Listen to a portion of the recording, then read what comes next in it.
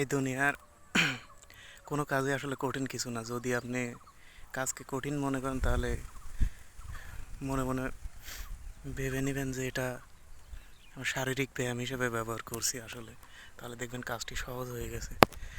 আসলে কি প্রত্যেকটি কৃষিকাজই আমাদের শারীরিকভাবে সুস্থ রাখতে, শারীরিকভাবে ফিট রাখতে বিশেষভাবে সহযোগিতা করে, যেটা চাকরি বাকরির ক্ষেত্রে হয় না। যারা কৃষিকাজ করে সাধারণত তাদের শারীরিক অসুস্থতাও কম। তারা তাদের ফিটনেস ভালো, সব কিছু ভালো, মানে এটা বলা যায় জিম করার মতো এক ধরনের মানে শারীরিক অবস্থা তৈরি হয়, শারীরিক অসুস্থতা কম হয়। মানে যদি সুস্থ থাকতে হয় বর্তমান সময়ে আমাদেরকে কৃষিকাজ করার কোনো আসলে এর কোনো তুলনাই হয় না। অন্য কোনো কাজে এইভাবে ফিটনেস ধরে রাখা সম্ভব হয় না।